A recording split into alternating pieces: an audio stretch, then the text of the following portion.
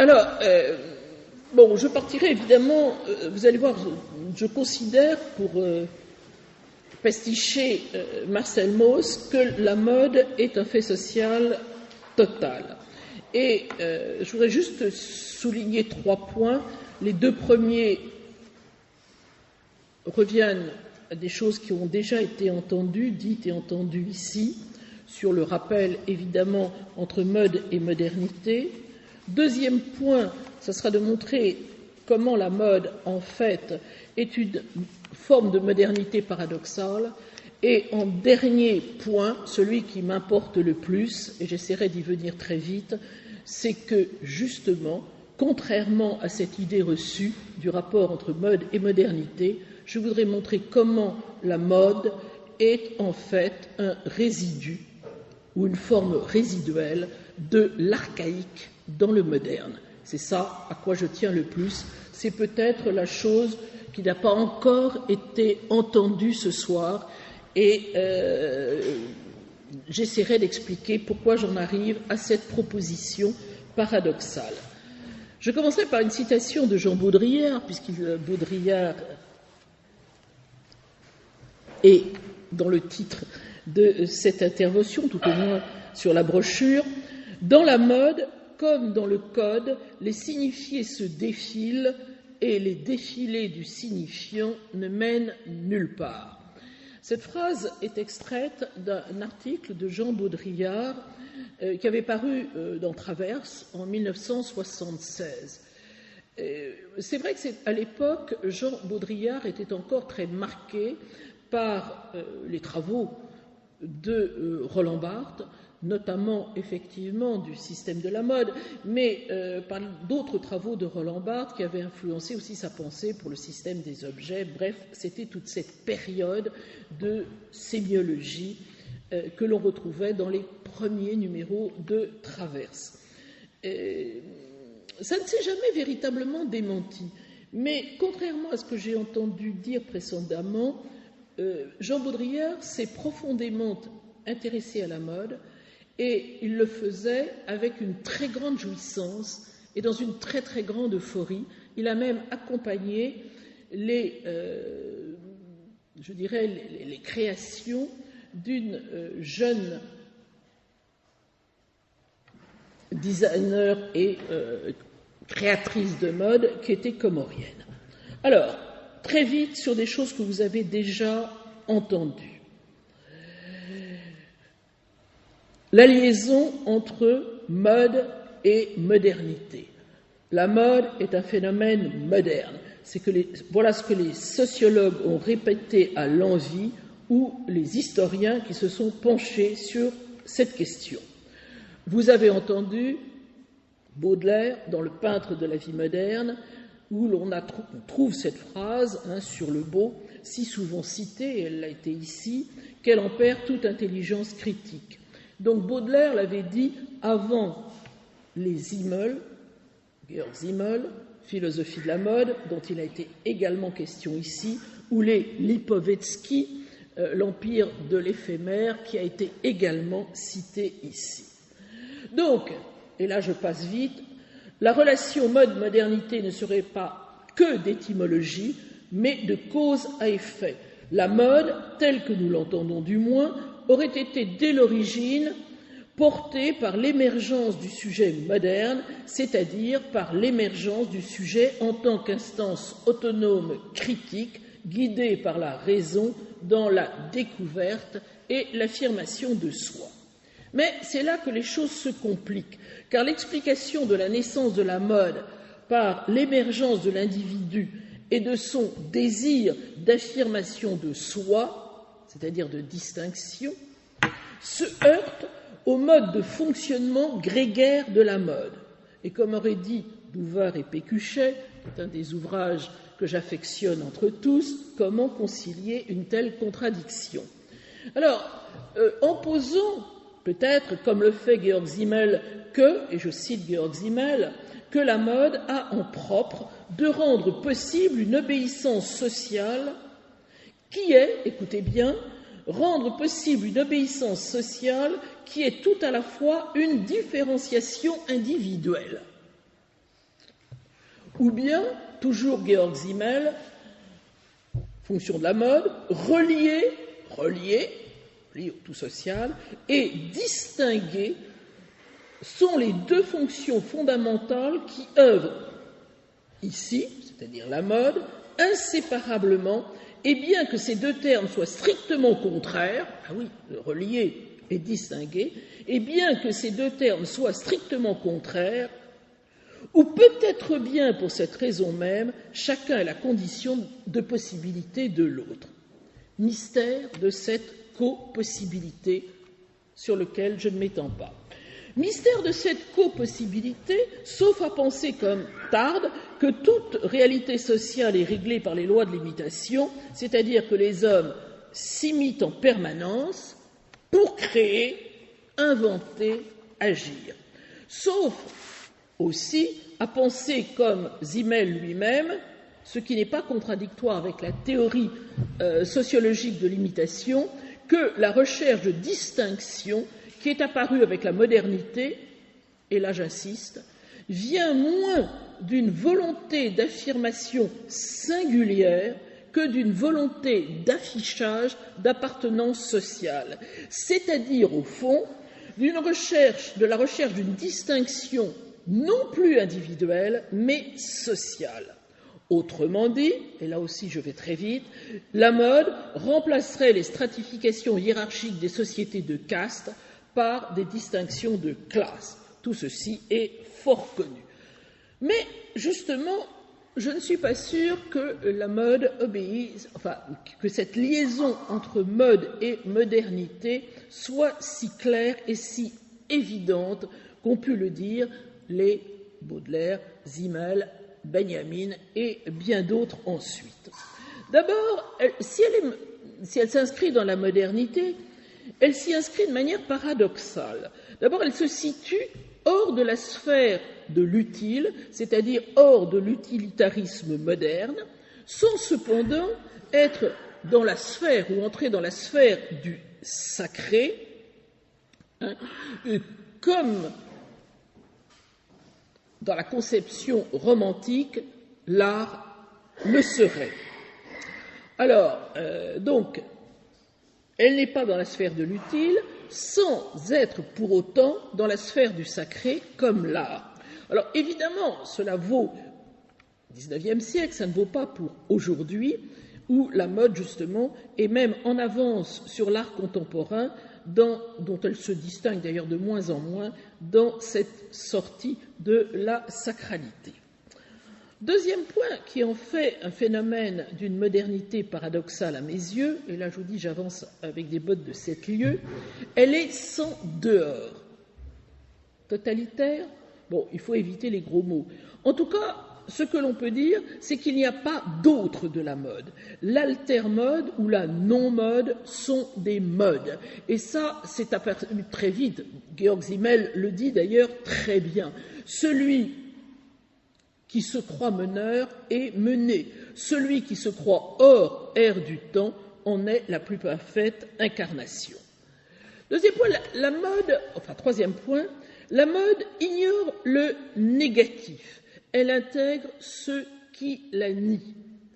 Mais cette forme de récupération est différente finalement de la récupération du libéralo-capitalisme qui lui aussi est capable de absorber ce qui le nie, étant donné son estomac d'autruche. Alors, pour revenir à ce point d'ignorance de la négation et d'intégration de ce qui la nie, le dandisme et l'antimode ne sont jamais que des formes oppositionnelles à et de la mode, et donc également soumis à sa tyrannie. Vous voyez donc que ce serait une forme paradoxale de la modernité, puisqu'elle exerce une tyrannie, ce qui s'opposerait au principe de liberté de la modernité. Ensuite, elle est arbitraire, et elle est arbitraire en ses contenus esthétiques, puisque ceux-ci sont complètement déconnectés de toute réalité autre que celle de la mode elle-même. Elles entrent en contradiction, donc, j'avais dit, avec l'utilitarisme moderne, avec le positivisme moderne. D'où, j'en conclurai que pour pasticher Nietzsche, elle se situe par-delà le beau et le laid, par-delà le bon goût et le mauvais goût. Je cite ici Georg Simmel, « Au nom de leur modernité, nous sommes conduits à porter des choses parfaitement hideuses, comme si c'était pour la mode une manière de faire la preuve de son pouvoir. » J'insiste sur l'immotivation des formes ou des choix chromatiques. Alors, on sait ce que Barthes a pu écrire sur le bleu ou l'obligation de porter des robes à pois aux courses. Alors évidemment, porter des robes à pois aux courses, pourquoi pas dans les dîners mondains? Pourquoi porter du bleu ou pas du vert émeraude? Ou pourquoi penser que cette année c'est le rouge, etc. Vous voyez donc qu'il y a une forme d'irrationalité ou une apparence d'irrationalité dans ces manifestations esthétiques. Pourquoi en est-il ainsi? Eh bien parce que la mode ne renvoie qu'à elle-même. Elle est autoréférentielle. La mode, c'est la mode. Autrement dit, la mode est un signe tautologique. D'ailleurs, il n'y a plus même de prédicat à valeur tautologique dans une émission de télévision que l'on peut voir, je crois, sur Fashion TV, peut-être sur la 5, peu importe. Mais une pure affirmation de la mode comme forme auto-signifiante ou autotélique et pure présence à elle-même, la mode, la mode, la mode. Là, je citerai Roland Barthes, la mode, au fond, ne signifie qu'elle-même, peu importe que la flanelle signifie indifféremment le soir ou le matin, puisque le signe ainsi constitué a la mode pour signifier véritable. J'ai abrégé la citation. Ainsi s'établit des signifiants aux signifiés, un procès purement réflexif au cours duquel le signifié est en quelque sorte vidé de son contenu. Autre forme de modernité paradoxale, la mode, je reviendrai sur ces deux derniers points, l'idée du signe que la mode ne renvoie qu'à elle-même, et sur l'autre point que je vais indiquer maintenant, elle assouvit notre passion de destruction, pulsion de mort, et de renaissance, pulsion de vie, d'où, et on en a largement parlé, la réversibilité de la temporalité propre à la mode, qui est différent de la conception cyclique de la temporalité. Je parle bien de réversibilité. Tous les ans, elle accomplit une sorte de meurtre rituel, détruisant la mode passée pour permettre à la nouvelle mode, la dernière mode peut-être, aurait dit Mallarmé, pour permettre donc à la nouvelle mode d'être dite mode et de voir la lumière des podiums et connaître le glacis des magazines. Revenons sur ces deux points. Et là, je vais me référer à Jean Baudrillard. Parce que le fait que ce soit un signe qui ne renvoie qu'à lui-même permet de comprendre que dans le fonctionnement de la mode, il s'effectue quelque chose qui était cher à Baudrillard et qui est au cœur de sa réflexion philosophique, le meurtre du réel. Vous le savez, pour la plupart d'entre vous, pour Jean Baudrillard, toute la pensée occidentale, c'est-à-dire en fait toute la métaphysique, s'est engagée dans le pari de la représentation, c'est-à-dire dans le fait qu'un signe puisse renvoyer à la profondeur du sens, c'est-à-dire encore qu'un signe puisse s'échanger contre du sens et que quelque chose serve de caution à cet échange. Tout ça dès le plus gros ouvrage de Baudrillard, le premier ouvrage véritablement baudrillardien de Baudrillard, qui est l'échange symbolique et la mort. Et ça, c'est une pensée qui sera constante, disons que c'est une proposition qui sera constante dans son travail. En arrière-fond de cette idée et de ce qui est ainsi stigmatisé par Jean Baudrillard, c'est une théologie de la vérité. L'époque moderne ne s'est pas débarrassée d'une théologie de la vérité, malgré la prophétie de Nietzsche, à savoir la mort de Dieu. J'ai besoin de citer ici Jean Baudrillard. Je vais le faire lentement parce que sa pensée, qui est une pensée pas seulement critique, mais d'une pensée radicale, n'est pas toujours aisée à comprendre quand on n'est pas familier avec elle. Je le cite. Contemporaine, écoutez bien tous les termes, contemporaine de l'économie politique, la mode, comme le marché, est une forme universelle. Bien, jusque-là c'est clair. Tous les signes viennent s'y échanger, comme tous les produits viennent jouer en équivalence sur le marché. Enfin, on peut le comprendre, les signes comme ils viennent en équivalence sur le marché. Et il ajoute, c'est le seul système de signes universalisables et qui ressaisit donc tous les autres, comme le marché élimine les autres modes d'échange. Effectivement, l'économie de marché a éliminé les autres modes d'échange, le potelage des sociétés primitives, le troc, etc. Continuons. Et s'il n'y a pas dans la sphère de la mode d'équivalent général, je vais expliquer, repérable au même titre que la monnaie dans la sphère du marché, parce qu'effectivement, pour qu'il y ait échange marchand, tout au moins dans la pensée moderne de l'économie, pour qu'il y ait, on verra qu'aujourd'hui nous sommes passés par-delà cette forme moderne de l'économie, pour qu'il puisse y avoir échange, il faut bien qu'il y ait un équivalent général auquel se rapportent les signes mêmes de cet échange. Alors, et s'il n'y a pas dans la sphère de la mode d'équivalent général repérable, au même titre que la monnaie, voilà ce qu'est l'équivalent général dans l'échange marchand, que la monnaie,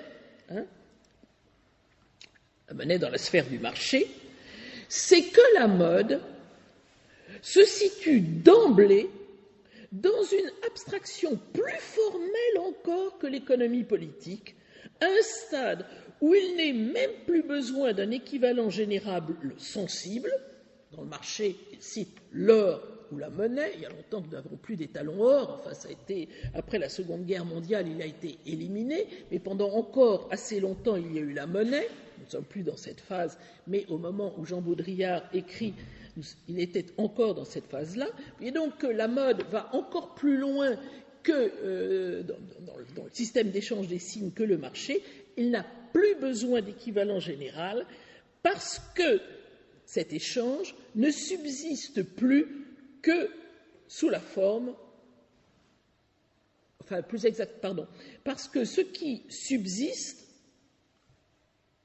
en tant qu'équivalent général ou qui en jouerait le rôle ou qui en tient la place dans le système de la mode, c'est la mode elle-même. Elle n'a pas besoin de se référer à quelque chose, elle n'a pas besoin, dans l'échange de ces signes, d'avoir la garantie d'un équivalent général, puisque la mode est à elle-même son propre équivalent général.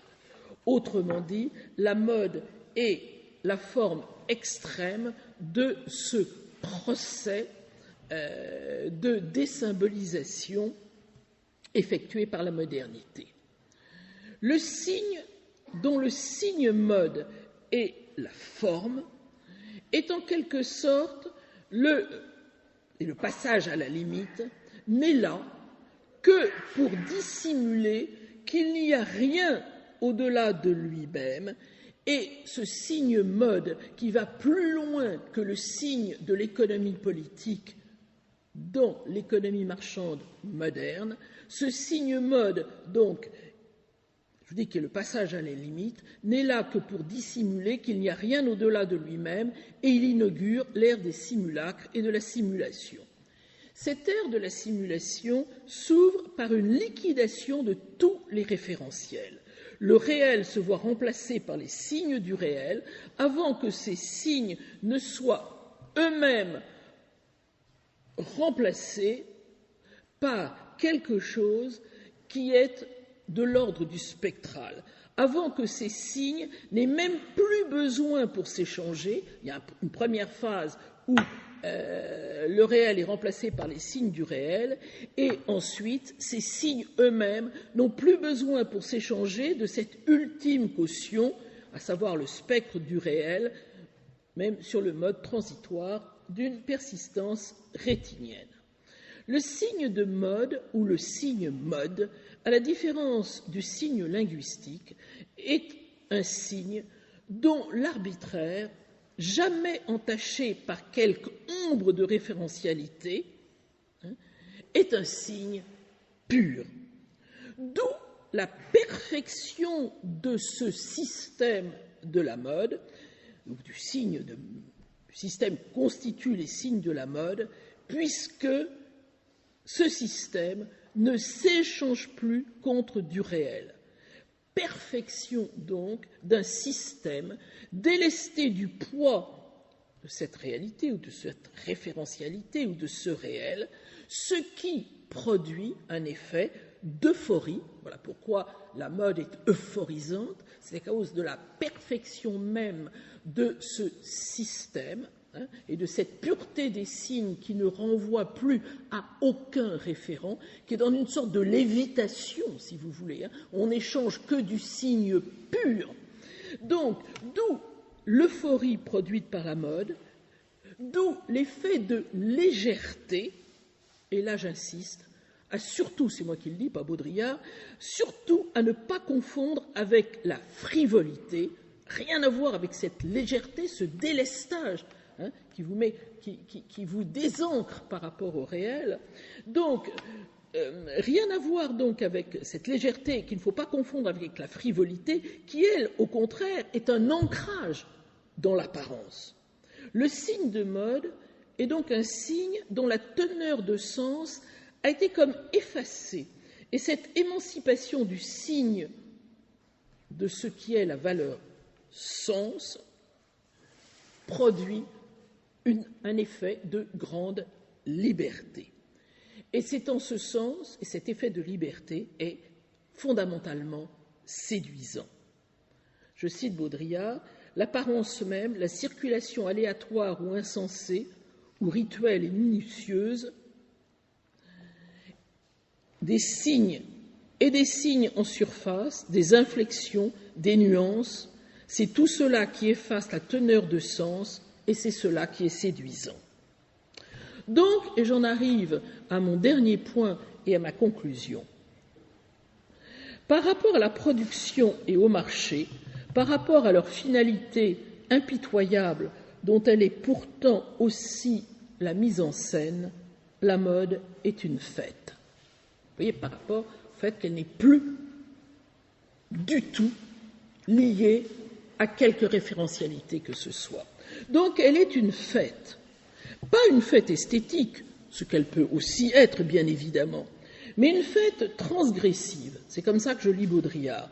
Mais une fête transgressive en ce qu'elle désinvestit les signes de toute valeur et donc elle ébranle en profondeur tout le système, non seulement de notre économie politique, mais de tous nos systèmes d'échange, y compris linguistiques.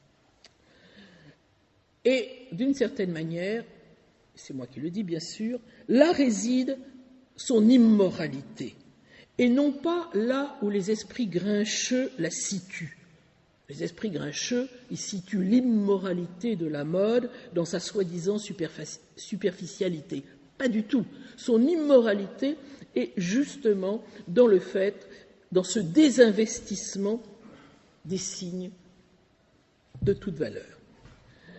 C'est, au fond, l'absurdité même, l'inutilité formelle totale du signe de mode, la perfection d'un système où rien ne s'échange plus contre du réel, c'est l'arbitraire pur de ce signe, en même temps que sa cohérence absolue, qui rend la mode particulièrement dangereuse. Dangereuse pourquoi ? Dangereuse parce que la perfection de son système de signes, que moi j'appellerais la forme ou la logique de la mode ne finissent par contaminer par contagion toutes les autres formes d'échange encore fondées sur le sens et la valeur des signes dans notre société. Dangereuse parce que ce qui risque de se produire par contagion, c'est un devenir mode de toutes les formes d'échanges sociaux. Voyez la fatigue. Ce n'est pas un devenir mode de toutes les formes d'échanges sociaux, ce que dit Lipovetsky, ce que je ne crois pas du tout. Pas un devenir mode de toutes les formes d'échanges sociaux, mais l'entrée de toutes ces formes d'échange dans la logique du fonctionnement du signe mode, ce qui est tout à fait différent. C'est-à-dire, c'est tout à fait différent du fait que tous les secteurs tombent dans la sphère de la mode. Mode, tout est mode, tout est mode. Non, pas du tout. C'est que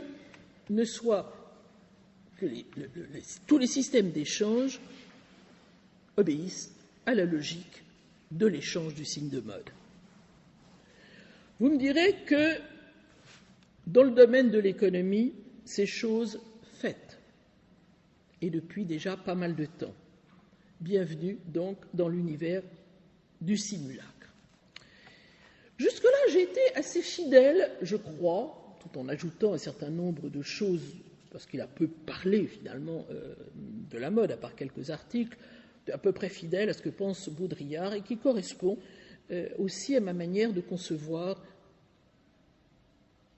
cet échange de signes qui est celui du système de la mode. Mais il me semble que ni Simmel ni Baudrillard n'ont vu une chose qui va plus loin encore. Tout ce qui précède tendrait, au fond, pour le philosophe, qu'il s'appelle Baudrillard ou autre, tout ce qui précède tendrait pour le philosophe à voir dans la mode la forme achevée donc du procès moderne, qui transforme toute fonction, comme on le sait, en signe de cette fonction, avant d'évacuer de cette transformation la référence même à une quelconque fonctionnalité. Vous voyez, le procès moderne, ça serait la transformation de la fonction en signe de cette fonction. La phase ultime, quasiment paradoxale, ça serait l'effacement même de la fonction dans le signe de la fonction. Il n'y aurait plus donc que du signe pur. Sur le modèle de d'abord il y a la valeur d'usage, nous disait Marx, puis la valeur d'échange, puis valeur signe, etc. Donc, au fond, ce qu'ils voient les uns et les autres en faisant de la mode la forme paradoxale de la modernité, la forme hyperbolique, en tant que c'est une forme qui marque le passage à la limite de ce procès moderne, je voudrais, pour finir, défendre au contraire de tout ce qui a été dit, je vous l'ai dit par Simmel ou même par Baudrillard, l'idée de la mode comme résidu, résurgence, ou plutôt comme rémanence de l'archaïque dans le moderne. Le temps de la modernité, nous en avons parlé, est un temps linéaire. Le temps, c'est le temps qui est celui de sa production. Celui de la mode est cyclique. Mais ça va plus loin. Sous le signe de la marchandise, le temps est cumulatif, à l'instar du capital. Sous le signe de la mode, il est réversible. Dans un phénomène qui n'est pas simplement de circularité ou de cycle, c'est la possibilité, si vous voulez, de réversion de la vie dans la mort et de la mort dans la vie. Mort et résurrection, non seulement de la mode, mais des formes esthétiques. Et d'où ce jeu dialectique de la mode, qui n'est pas l'un des moindres de ces paradoxes entre extrême actualité et profonde inactualité, avec, je vous ai dit, ce phénomène de réversibilité de la mort dans la vie, de la vie dans la mort. Et d'ailleurs, on en a parlé du retour du même dans le nouveau, etc. Inutile que je m'apesantisse. Mais je crois qu'il y a encore quelque chose qui manifeste davantage, s'il est possible, cette idée que j'ai, ou cette intuition que j'ai, que la mode n'est qu'une forme résiduelle de l'archaïque dans le moderne. Et là, je me lèverai absolument contre ce qu'on a entendu de Debord dans la lecture qui en a été faite. L'économie du système mode, je dis bien du système mode en tant que système de signes, n'est pas celui moderne de la consommation. Même si on achète de la mode, on consomme. Ben non. L'économie du système mode n'est pas celui moderne de la consommation dont s'entretient le capital, mais celui primitif de la consommation, qui est celui du potlatch. Le potlatch est un mode, comme vous le savez, de circulation de biens exonéré de la valeur, exonéré de toute valeur, et surtout économique, d'où système de prodigalité, dissipation, etc. Eh bien, je crois qu'on retrouve exactement le même type de fonctionnement dans la mode du fait de l'exonération de sens des signes qui s'y échangent. D'où ostentation, dépense, dilapidation, bien sûr, avec autre chose. Nous ne sommes pas dans les sociétés primitives. Avec quoi? Parce que c'est dissimulé, puisque ça rentre en contradiction avec non seulement le système cumulatif du capital, mais avec l'obligation de consommation auquel le capital pousse.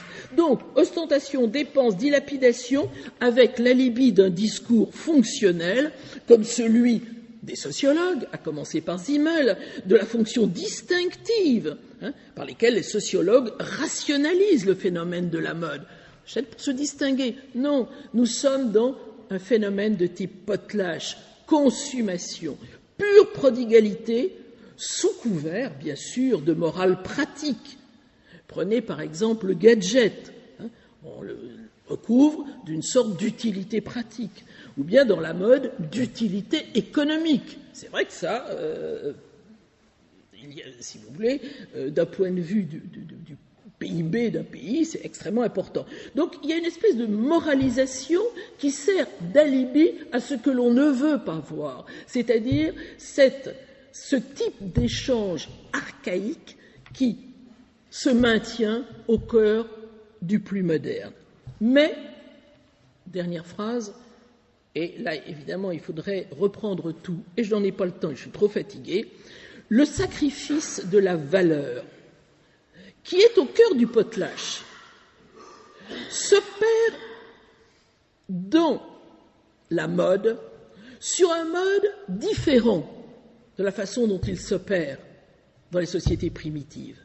Il s'opère sur un mode ludique, car privé de rituels et de mythes, il ne peut plus être vécu sur un mode sacrificiel.